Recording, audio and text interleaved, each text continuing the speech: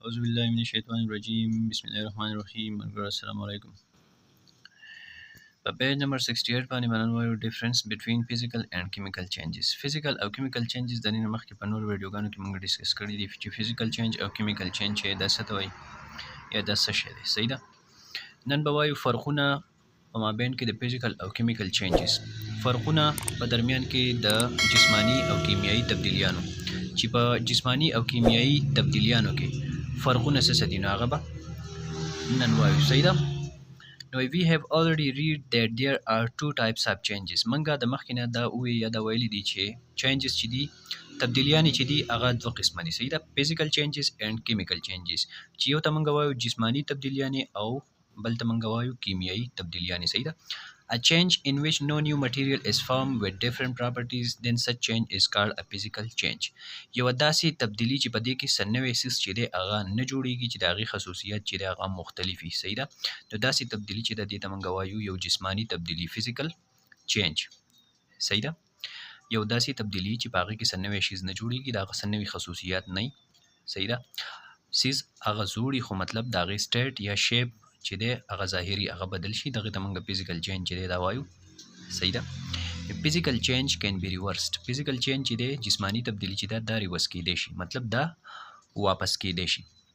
such as on heating، لکه مثال په تور باندې په ګرمولو سره د solid wax becomes liquid. solid wax تر واخلي او هغه ګرم کینو هغه به څه شي، به liquid ته چینج شي، state به چینج شي او هغه به مایع حالت ته چینج شي، مطلب اوبه والا شکل به اختیار کی. بټ ریمینز ویکس، لیکن دا به ای ویکس، دا به د دې نه به څه بل څه شی جوړ نه شي، څه نوی څیز به د دې نه جوړ نه شي، دا به ویکس شي خو صرف څه شي ویلی به شي.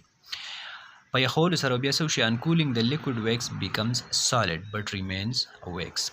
او په یخولو سره به دا واپس خپل سالډ شکل ته راوړي خو بیا به هم دا ویکس وي، د دې نه به څه بل څه څیز نه جوړ شوی. دا یو فزیکل چینج دی، یو جسمانی تبدیلی ده. such a change which results into a totally new material. خو داسې یو تبدیلی چې هغه مکمل په هغې کې یو نوی څیز چې دی دا جوړ شي is called chemical change. هغې ته بیا موږ وایو کیمیایي تبدیلی. the burning of paper، د کاغذ سیزل is a chemical change. دا یوه کیمیایي تبدیلی ده. as ash is formed in the process، ځکه چې په دې عمل کې څه وشي زموږ سره ایره جوړه شي، نو کاغذ چې دی دا جدا څیز دی او ایره بیا چې دا ایره یو نوی څیز دی چې د هغې نوي پراپرټیز دي، د هغې بیا نوي خصوصیات دي، دا یو نوی څیز دی. صحیح ده. نو دغه تبدیلی چې کوم مواد دي ته بیا موږ کیمیکل چینج وایو، چې په کوم کې د کاغذ نه څه جوړه شوه ایره، او دا ریورس کیدی نشي، د دې ایرې نه موږ واپس کاغذ نشو جوړولی. صحیح ده. د کیمیکل چینج کین ناٹ بی ریورسډ. کیمیکل چینج چې دی کیمیایي تبدیلی چې ده دا واپس کیدی نشي، دا ریورس کیدی نشي. صحیح ده.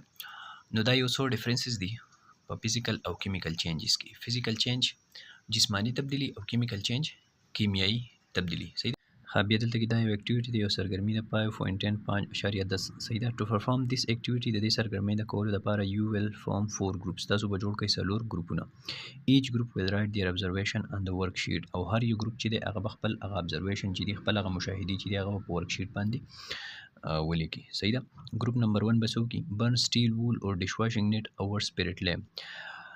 ګروپ نمبر 1 چې دی به ډش واشنګ نیټ چې دی مطلب د لوښو شوړه.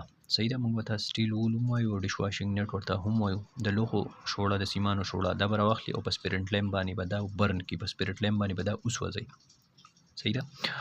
ګروپ 2 به څه وکړي، هغه به بلو لټمس پیپر چې دی دا به راواخلي او دا به ډوب کړي په وینیګر کې، په سرکه کې. صحیح ده. بیا به دا راوباسي او دا به پرېږدي چې دا وچ شي.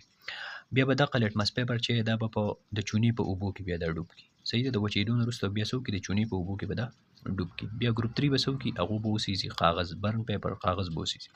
ګروپ 4 به څه وکړي، ټیک لوک وارم ملک، هغو به لږ تړم شان پی، مطلب چې ډېر زیات ګرم نه وي، لږ درمیانه تړم پی به راواخلي.